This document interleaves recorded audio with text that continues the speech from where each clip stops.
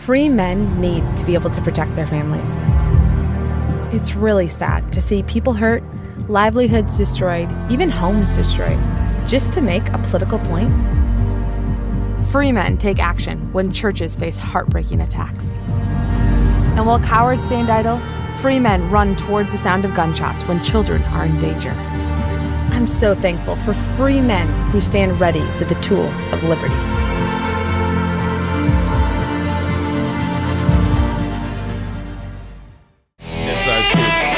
Hey, y'all, welcome to CrossPolitic on the Five Laugh Feast Network. Pastor Chuck Knox on the Waterboy. It's good to be with you. Yes, and I'm wearing a hat because our corporate sponsor. This is a corporate sponsor show. We're doing a shameless corporate sponsor show on real estate, though. So it's shameless, but it's on real estate. I thought that's legit. I thought that one looked like you. As you guys know, Story Real Estate is one of our corporate partners. I didn't pick it. We love having our corporate partners, and one of the things that we do with our corporate partners is we try to pick corporate partners in particular industries. Yeah. Because we got our ammo, we got our armor corporate partner. We have our. He's taking pictures of himself. I'm just gonna selfie that right now. Thank you. Appreciate it. Styled perfectly. It is. Y'all had this it just dropped just right, didn't it? Just for me. Gravity Jacks and the technology app, website building business, AR, VR, and so and we think what we want to do is kind of present in our corporate partnerships, kind of the representative industries that we think Christians should be working with, and kind of as we build the Christian economy and everything. So we're very grateful for Natalie and Chris being here on the show. Really appreciate you guys. And of course, we appreciate you guys' support and everything. Yeah. So thank you. So turn off your notifications, Gabe. And remember that home is where you build your legacy, where traditions are started, seeds are planted, meals are shared, and stories are told. Home is where you prepare to go out into the world. Finding the home that's perfect for your family is a big job. Story Real Estate is Moscow's top real estate team.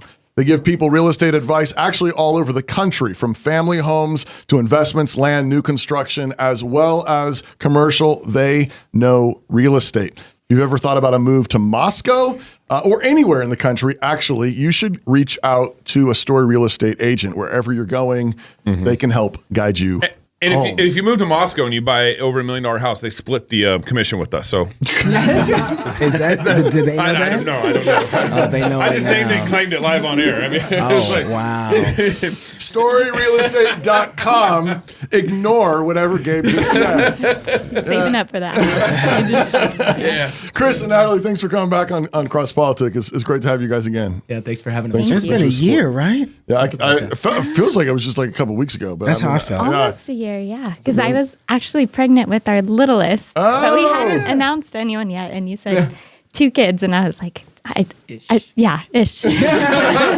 you know about.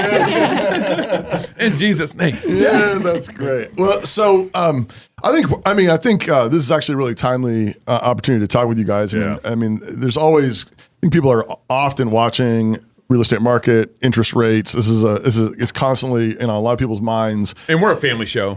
Yeah, and I don't know what that has to do with what we're talking about. A lot of families tuning in. Yeah, a lot of families are tuning in, and they're thinking about real estate. So maybe I think it'd be helpful if maybe we start kind of big picture. I know that you guys, the ad I just read. I mean, you guys are helping people actually all over the country in different respects. So what are you seeing nationally, maybe first, and then and specifically, is this like run for the the tall grass, hide, buy a bunch of gold and put it under your bed, or Bitcoin, maybe? I don't know.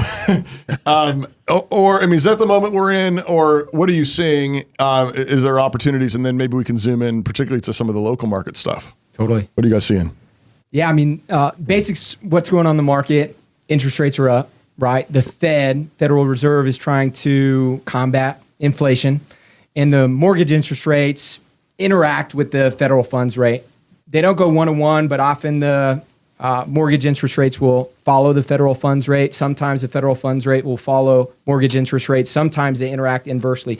Recently, as the Fed has continued to raise their rate to combat inflation, it has resulted in mortgage rates increasing. So We've seen rates that were 3% last year increasing up. We're around 6.5%, 7% these days. Okay. Is that a pretty good average right now? I mean, what you're seeing? About 6 or 7? Yes. Okay. That's the average right now. It's not, broadly speaking, it's not necessarily historically super high. Right. We've seen interest rates as high as 15, 18% in the 1980s, but compared to a year But or 2 Reagan years took it ago. down. Exactly. People are feeling it, right? Right. I was reading some statistics that buyers' buying power from a year or 2 years ago has decreased anywhere from 30 to 40%. Yeah. So if they could have purchased a house at a monthly mortgage payment of X for $500,000 house, now it's $350,000 house. Yeah. So people are definitely feeling that. At the same time, we're seeing limited inventory. So it's buyers' buying power and demand has decreased, but we're still seeing limited inventory, which makes this weird dynamic within the market because prices haven't really started to come down a ton. Why would there be limited inventory? Yeah, we're not seeing a ton of construction. We haven't seen a ton of construction over the last 2-3 years, supply chain issues, all the rest. Yeah. So that has new construction starts have been down over the last couple of years where there's still been a lot of demand. So these days. Isn't that weird? Yeah. So, I mean, you would think if there's demand, there's money in the market. Yeah. Right? So then if you have all this demand and you don't have the product that's being made, what's the holdup? What's the jam? That's a good question. I think it's a multitude of things. One is supply chain issues. So some contractors aren't able to get the materials in which they want. Yeah. In our local market, if you wanted to build a new construction house, we have such limited builders and they have limited supplies. They probably want to get started for another 12 months. Your house would be finished in 18 to 24 months. Yeah. So that's our local market. There's also a huge shortage of tradesmen. People in the trades. Yeah. HVAC, plumbers, electricians. All the subcontractors. They're so booked out and then getting everyone lined up and synced up right. So you builders can't guarantee. Basically, a guy who can sheetrock can basically wear gold chains and drive on 30-inch rims. They can, they can. Is that what you think of? I was just saying. When you made it, We'll know when CrossPolitic has made it because he's gonna show up with gold chains and rims on his minivan. No. I'm gonna have somebody carry me in this office. All right, set me down right here. Yeah. I'm sorry, Chris. Go ahead. No, that's great. So yes, the drywaller, they can do fantastic. Tradesmen, anyone who's willing to put the work in and get into the trades can have a fantastic really make profession. it right now. You mentioned to me when we were talking before the show a couple days ago that one of the other issues is people locked in at these 2 to 3% interest rates. Yep. And so they don't want to sell their house. Yeah. And get in at a 7% interest rate. Totally. You like you already pointed out, you're also going to lose on the quality and square footage of what you might be able to buy too. Yep. Even if you make $100,000 off the equity in your house or something like that. 100%. The average outstanding mortgage interest rate right now is 3.4%. Right. So if you're thinking, you mean the average mortgage rate that's currently on the books with the houses? Right. You got 3.4. Yeah. Okay. So if you were going to sell and trade that for 7%, like we were talking about, you're not getting any more house. Yeah. Right. Your monthly payment's going to go up, and your quality of house or what you're getting less house. Yep. So, exactly. So Natalie, how do you get somebody with 3.4% to want to refinance? Well, refinances have gone down completely. I think it's like 95% of, there's like only 5%. I don't even know if 5% people will refi right now, but you have to be pretty desperate, right? To refinance, it used to be a lot of our mortgage lender partners. They were more than half their business was refis, and then in the last year, all of that's gone. Yeah. So really, they're just doing mostly new purchases now. So it's dramatically different on their end. On our end, in real estate, you always have people that we're not seeing a lot of step up home buyers right now, like when you have 2 kids and then you're all of a sudden you have 6 kids and then you need a bigger house. Those kind of people are making it work for longer, it seems like, before they have to move. Right.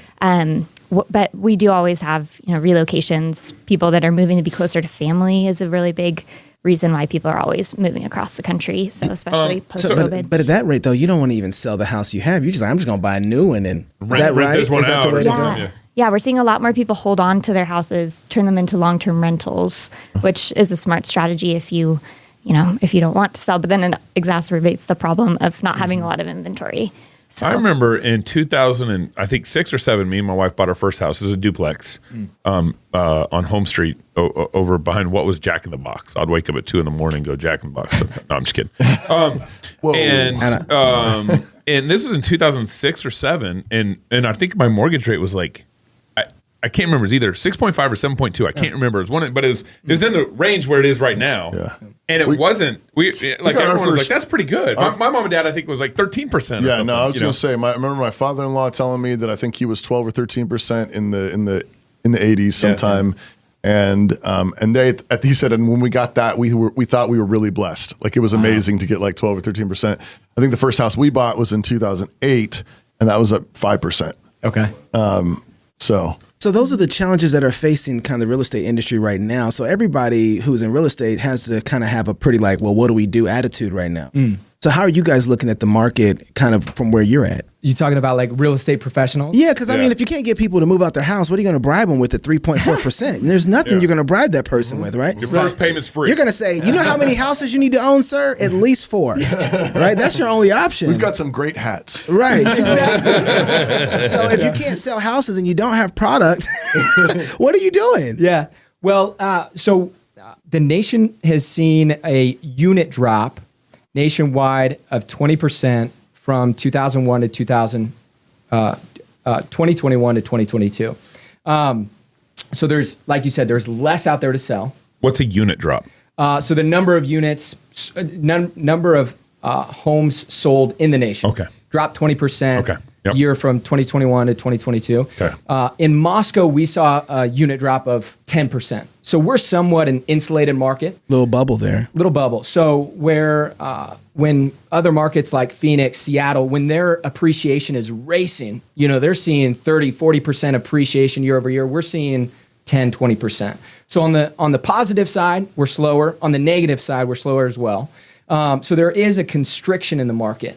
I actually like constrictions or pullbacks because when the market's good, everybody's a real estate agent. Everybody gets into real estate. It's an easy way to make money. The barrier to entry getting into real estate is low. Right. But when things actually tighten up, you have to provide more value to actually be able to get the clients that are out there. Right. The pool's getting a little smaller, so your value proposition has to get better. So that's what we've been workshopping within our company is how do we provide more value to our clients such that the 90% that is still out there chooses to do business with us. Okay. And what if you, I guess you don't want to spill all your secrets, but what does that look like? Sure. Then? Yeah, we have, so we run a team model, specialized agents, agents who specialize in working with, it's almost like a hospital model. So if you were going to go get brain surgery, you probably wouldn't go to your general practitioner doctor. Right. You probably go to a brain surgeon who's doing it day in, day out, knows that really, really well. Same thing in real estate. If you want to go to buy a house, you want to do it with someone who is serving buyers day in, day out. They know the negotiation tactics. They know the market temperature, everything going on there. So we run a specialized model between our agents, agents who focus on serving buyers, agents who focus on serving sellers. In addition to that, we diversify up the rest of the real estate transaction with our transaction coordination team and our marketing team. So we have 2 full-time marketers, professional videographer, professional photographer. So when it comes to listing a property, I'd say that's where we differentiate ourselves really well with our high exposure marketing strategy and some of the things that we do to position the homes, the properties in which we list to sell them faster and to generate a higher net return for our sellers than anyone else in town. Man, okay. That was a lot. Okay. Do you think that the market is going to have any change? Because last time we talked to you guys, we were kind of talking about how much COVID messed up the whole market. Yep. Are you still feeling some of the fallout from COVID in that? And do you expect it to continue having an effect? Or is the housing market ever going to go back to normal again? Because, man, COVID is like everybody went, shot all over the place, east to west.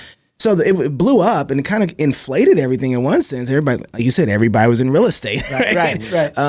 But is the housing market ever going to go back to normal? And is the effect of COVID kind of out of the market now? I don't think it's out of the market. I think what we're dealing with right now is a lot of that COVID, money printed, inflation, and now it's like the Fed's like, how do we dial this back, right? So now the real estate market is seeing the repercussions a year, 2 years, 3 years later from all of that money printing and everything else. So I don't think, What do you think? What do you think's next? I mean, I know no one. You know, that's like everyone is asking. You know, what's next? But they'd invest in it. But but what are you seeing, and what do you think is? I mean, if maybe we can test your prophetic gifts for next year when you come back on the show. Yeah. But seriously, I mean, what are the trends you're seeing, and what do you think people ought to expect to see? Yeah. So the height of the prices in the market was about June of last year, June 2022. I remember that. Yeah. My goodness. They've drawn back about 5% nationwide since then. Okay.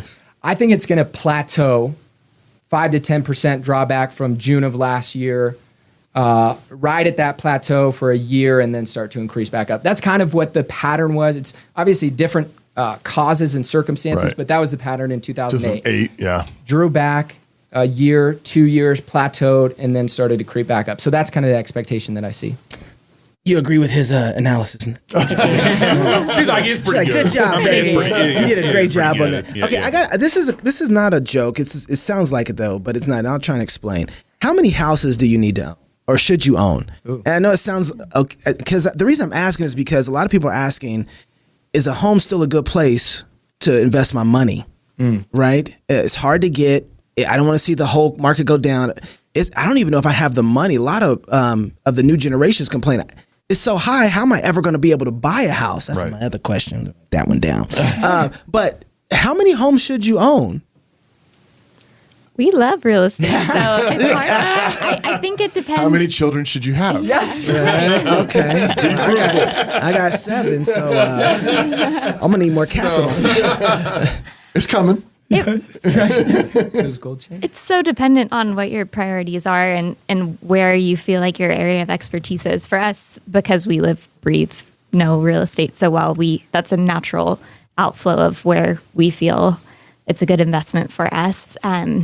There's a lot of opportunity in Moscow to increase the value of your property through hard work and a little bit of creativity. So that piece of it we really enjoy. But if you're not into fixing and flipping, it's not the right fit for everyone.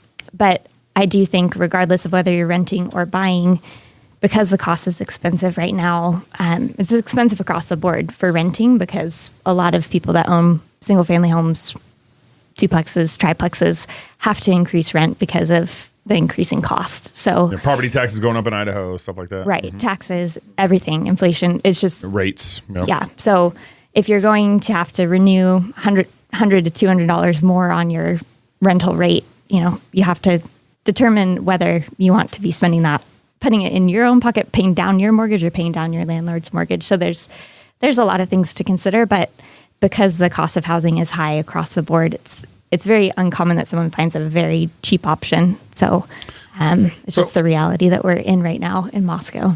And so I get a little suspicious when a guy calls me and he's selling gold or whatever, and or there's a gold company advertising. And what if it's gold from Texas? We're getting there. We're getting there. Thanks. Hang on. That's the next conversation. And he's like, you should invest in gold. And he said, so I pay him money to go invest in gold. Okay. Now, why doesn't he just invest in gold? Why, he's selling me gold, and I'm like, shouldn't you just be buying if gold's such a good deal? And you're trying to get me to buy gold. If we were digging for gold, I'm not telling you the gold's over here. Yeah, exactly. Exactly. It's like why don't he hide his gold? And and in the same way, the real estate agents come to me and say, "Hey, buy this house." I'm like, "Why don't you buy it?" Yeah. Does that kind of question make a little sense? Of course. there? Yeah. And we buy property. We bought properties last year when rates were higher, and people say, some people feel like that's risky, but we feel that even if rates continue to increase, you can always refi. And this is interesting. Okay. So we look at every person's situation. So it's hard to say I don't believe that everyone should always buy a house. There are situations where people should not buy a house. But we are active investors because we have seen the benefit of real estate, and we don't buy things to flip them. We buy them to hold them. And if you're holding property, it's hard to make a bad decision over a long period of time. Right. The people that end up backwards with real estate try to do something tricky and creative, and it ends up out of their skill set. So part of your answer to Gabe's question is we do. So, Yes. so like he said, So take that. You should buy property, and they say we do, and we are. So that would be part of the answer. Yeah. You said in your answer there are situations when you should not buy. What would be some obvious situations where you'd say, "Hey, you shouldn't do that"? Yeah, we were take this we were talking about this the other day. Or Gabe and I were talking about this. When should someone not buy a home, now or in Moscow? I would say if someone comes to me and says, "Hey, I'm moving to Moscow. I'm planning to be there for a year or 2 years. I want to see what I think. I might like it, might not. Not sure if this job's going to work out." If they're going to be in a place for less than 2 years, I would say most likely you should rent. Yeah. Right. Because there's costs involved in buying a house. There's costs involved in selling a house. And the market is a wonky place right now. It's probably not going to be wise for you to buy a house if you're not planning to be there for at least 3 years. And there's cost involved in buying a house in the wrong neighborhood. Totally. We have wrong neighborhoods in Moscow. I don't like this neighborhood. I'm next to Toby, and it's just it's no good. Right. So, You don't live next to me. Toby made very sure that When was I not bought the my case. property, I knew you was on the other side. Not Gabe and all his chickens, and now we're close to here. Okay, so one of the things that I hear people talk about is real estate and how it's a good investment and all this. But put me up on game. You got houses with a Z, right? You got houses. What's the game? Like, put me up on game. How do you do this where this becomes, people are looking at people always would want to put you up on game on the stock market. Well, here's how you invest. But nobody really puts you up on game on the housing market, So what's the game? How do you do it? What's the process? secret sauce? First, I call y'all and be like, yo, put Knox up on this game. How much you need? I want that mansion. And then Chris is going to say, "I'm going to need you to sign right here." It's like, I got 7 kids. I'll give you one of them. We can make more. Right now, Andrew hasn't been very good. So what's the process, and what are you seeking to achieve by getting in the housing game? Yeah. So the basics is it's an investment, right? Just like gold, stocks, it's a place to put your money that you hope multiplies, right? And the neat thing about investment real estate is that there's different ways that you make money through it. 4 main ways. Write it down. Write it down. Many ways. Going One, to school now. The first one is cash flow, right? Someone else is renting your property and you generate income there. The second one is appreciation. Yep. Generally speaking, the real estate market goes up and to the right? There's blips in it, but if you hold it long enough, it's going up and to the right. The third one is debt pay down. So that tenant is paying down your mortgage, right? And hopefully, in addition to that, you have some cash flow. so that's at least 2 houses to do that, though. Well, you pay down your own debt on your own house too. So. Exactly. Okay, I got you. All right, Exactly. so debt pay down. Yeah, That was number 4. That's 3. Oh, no. Come on, He said it was number 4. that's right. And then there's tax benefits. If you have expenses associated with the property, the taxes on the property, the interest you're paying down on the mortgage, those are tax deductible.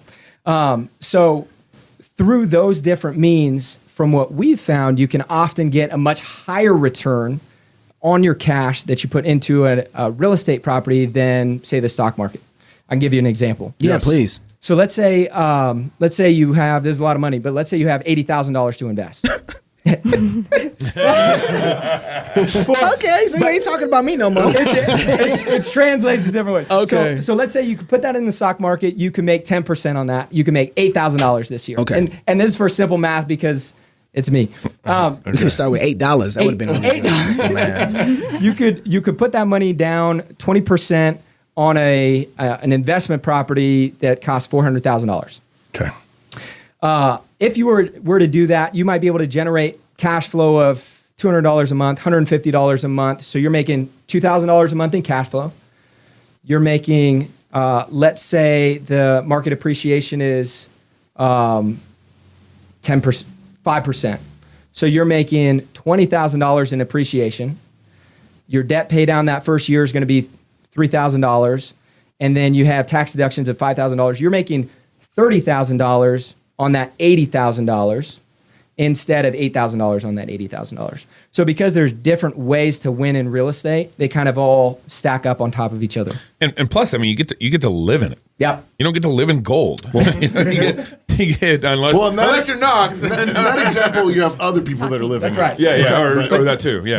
There's different ways to house hack property. We have a guy on our team who he purchased a triplex, and his 2 other tenants are paying down the mortgage. He's living there for free. So there's different ways to go about it that you can build. Yeah. I don't believe there's a better way to build long-term generational wealth than through investing in real estate. Yeah. So what about, I mean, just like play the devil's advocate slightly here. You know, I've read about this a little bit, and, you know, people like, you know, some say like, now remember, when you're a landlord, now, you know, when the toilet runs all night, or, you know, and overflows on the, you know, and it drips down into the other tenants, you know, living room, that's your problem. And then when they move out and it's a wreck and you got to remodel, that's your problem. And then, you know, tenants are difficult to work with. They break their contracts.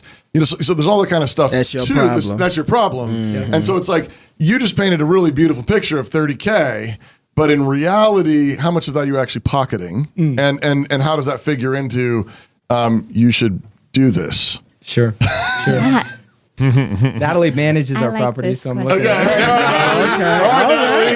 it. So we have some properties that are managed by a property management company. Yep. So one strategy is just, I don't want to deal with any of those headaches. Yeah. And I'm looking at the return on this investment with that number in mind, that I'm paying someone and I'm not making quite as much, but I'm paying to not deal with it. What's often the take from the management company? What's an average take on that? 8 to 10% in Moscow. Yeah. Okay. If you are more rural, they'll that's how they say it in Texas. Yeah. I was like, roll. Like Texas roots coming out. Yeah. They'll take a little more, but the other, I have managed ours, and they're we've had a couple plumbing things. I would say having See?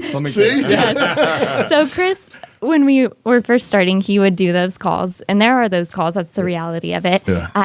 But I think as you build more connections with people that you trust, having someone on call that is your go-to person has been really crucial for us. We have a handyman that is always available, which is great. So having connections within your community that you're in, if you don't want to handle that piece or don't have the skill set for that piece, but it's something to consider.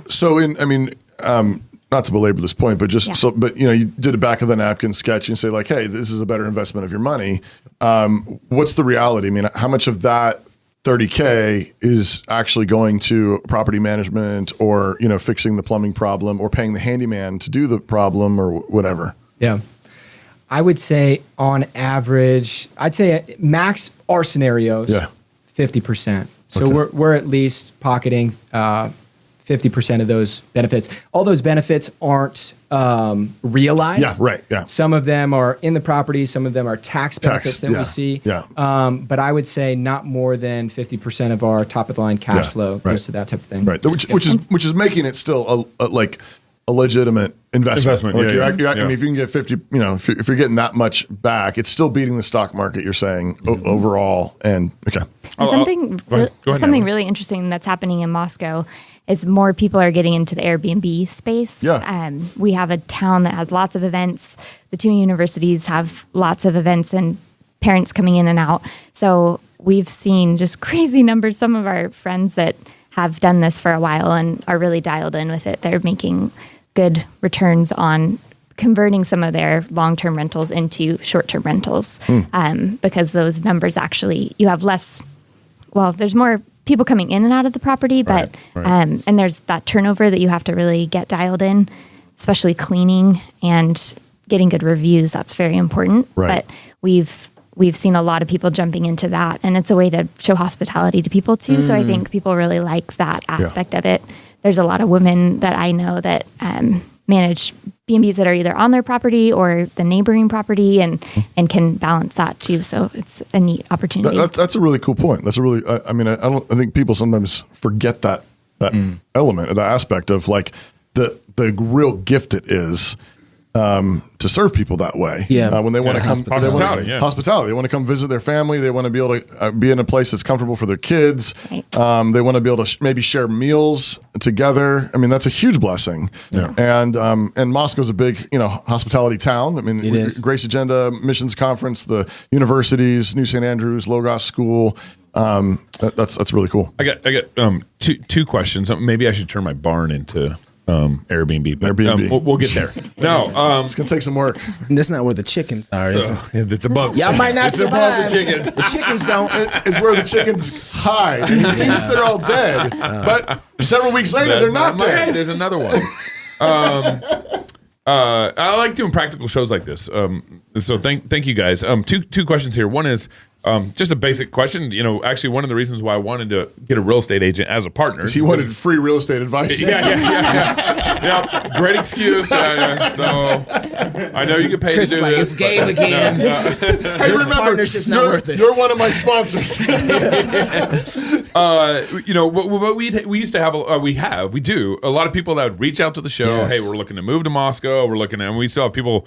People would actually come. Is there an Airbnb place we can stay when you come through town? That kind of thing. Yeah. And so I wanted to find a corporate partner that was in real estate because of just all those questions, all those opportunities. If someone's looking to move to Moscow, the housing market is tight. How do you help them? They're moving from California, Oregon, or Washington, which is where a lot of them has come this last year. How do you guys help them kind of in a tight market? Yeah. That's a really good question. And we have some strategies as to how to go about it. So let's say we're working with a buyer, like you said, who's looking to make a move out here. It's a tight market. They see 10 houses on Zillow and they're like, what am I supposed to do? Right. We do a couple different things. So anytime we sign a listing, we're going to bring a listing to the market. We send it to our clients first, right? So if we can put a deal together and give them this office exclusive listing, they can often purchase the property before it ever hits the market. They don't have to do the massive bidding war and Bars. Exactly. Yeah. In addition to that, we are quick. So a home does come on the market. Our agent's out there within a couple hours doing a video tour, showing them I've seen all the this. things. Yeah, it happens. Yeah. And finally, we're proactive. So let's say someone wants to live in a certain neighborhood, Rolling Hills neighborhood, whatever it is. We'll go knocking on doors, sending out letters saying, hey, I'm working with someone who wants to live in this neighborhood or wants to have a purchase house like yours. Have you considered selling? I'm a hustler, baby. I just thought you should know. Yeah, I'll be hustling. Yeah, I can attest to this because they sold our house in town 3 years ago or whenever it was. Maybe it's longer than that now. It's been like five or It's six. probably 5 or 6 years. Right. Weeks ago. It was like 9 years ago. It feels like last week. I know. But they, we signed with them. They're gonna sell it for us, and I think we set the date for 4 or 5, 6 weeks in advance because we were gonna do some painting and arranging. Natalie's gonna come over and help us set up Stage it. and everything. And then Chris calls me like a week later or 2 weeks later and was like, "Hey, I got some people there in town. I think your house would be perfect for them. Would you let us come look at it?" I was like, "Yeah, just let them know it's not ready." He's like, "Yeah, it's fine. I'll let them know." And we got an offer the next day or 2 days later. And it never, the only sign that went up said sold. Yeah. And Wow. and since then though, I've told people that regularly, if you're interested in buying in Moscow, I highly recommend getting an agent because of that experience. Because there's a lot of, it's a small market. And there's a lot of word of mouth stuff going on. And anyways, I can just attest, y'all watching and listening to this, Story did it right for us. Not even kidding. So I got my second question. Oh man, come I got on, my second Gabe. question. Dude, I got to go in a second. So I know. You got Second 1 minute. question. You got 1 minute. When we talked on the phone, so you work in the Quad Cities areas right now. With Quad Cities is Lewiston, Pullman, Lewiston, Clarkson, Moscow, Pullman. They're all within 35 minutes of each other. Got it. Quad. Was that gang signs? Yeah. Gang signs. But like there's like the Boise market and Coeur d'Alene. There's some really hot markets that you guys aren't in. What's your, why not get in those markets? Yeah, we're The hot market of Genesee. the hot. Yeah, that's Genesee. right. Hey, Knox out Genesee. Come on, bro. They're already out there. We're proving and improving the model. So we are perfecting what we do, making sure that we're serving clients at the highest level. We were talking about our vision just for those quad cities, right? Yeah. We want 50% market share in the quad cities, which is It's ambitious. It's That's ambitious. great. It's Yeah. serving Love it. 2,500 families every year on the Palouse and down in the valley. So we have room to grow here before we grow into Boise, Coeur d'Alene, different things like that. So in the micro, in the next 3 to 5 years, our vision is to partner with amazing people, grow the team to 50, 60, 100 people, and really dominate in our local market before expansion beyond that point. Wow. So give everybody the website where they can go to get in touch with you guys. Yeah, that's going to be storyrealestate.com. We have a contact page. Get connected with us. You can follow us on social media, Facebook, Instagram. So you guys have time afterwards, maybe for some little backstage. I got a couple questions that you guys started in my head, and I know Pastor has to run. So if you guys can stick around a little bit, I have a couple more questions. He's making you stick around. Yeah, what a question. If you're single, get married. If you're married, have you some kids. And if you have kids, go baptize them. Until tomorrow, love God with all your heart, soul, mind, and strength. Love your neighbor as yourself. Go fight, laugh, and feast. This is CrossPolitic. And go buy a house. That's right. I know a guy. Generational. And a lady. Generational. Do you smell that? I hope you're not used to it. I'm talking about that vicious, eye-burning, skin-peeling smell that surrounds all of us. The smell of proxy wars with overtones of the parties in Hunter Biden's photos, feminism, trans madness, faux pandemic, real panic, climate tyranny, social media slavery, Epstein's suicide, fair elections with hints of brimstone charred oak, and the Pelosi's stock profits, all stewing in a Houston Planned Parenthood's dumpster in August. That is the smell of the thing we once called America, dead and composting. The post-mortem on America isn't complicated. First founded by starving pilgrims and slaves, refugees and immigrants crying out to God for deliverance, this nation was pitched like a tent by men and women struggling in the mud and the dust, who survived drought and depression, and twice left home to bleed and die and save the world. Yes, there was hypocrisy, pietism, self-righteousness, injustice. But this land became strong despite it all by God's grace and by the sacrifice of farm boys crawling up foreign beaches in the sweat of their fathers, tilling soil and feeding beef. American boys tamed the sky and walked in space. We touched the world with our Navy, our love of sports and stories, underdogs, and barbecue. And now, we touch it all with our rot.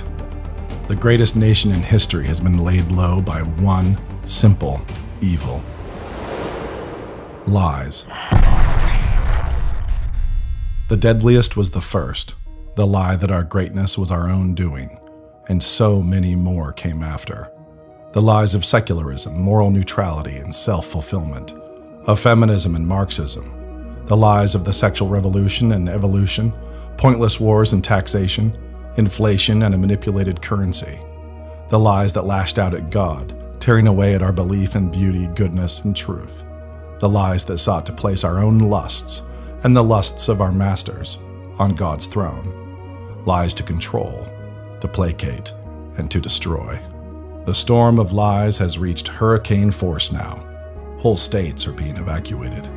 The deception swirls so fast and furious that the liars don't even bother to hide it. Question: where do lies get their power? Answer: from the idiocy of the deceived. How many lies can a people believe before it's their own fault? 1, 2, 44,000?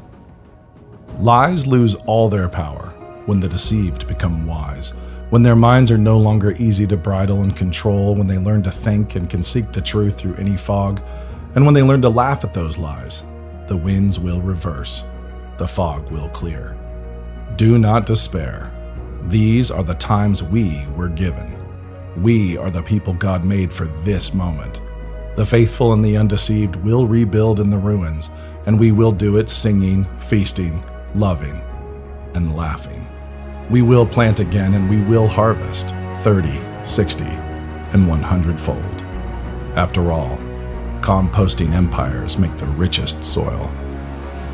New St. Andrews College. Liberal arts for lovers of truth. Laughing at lies since 1994.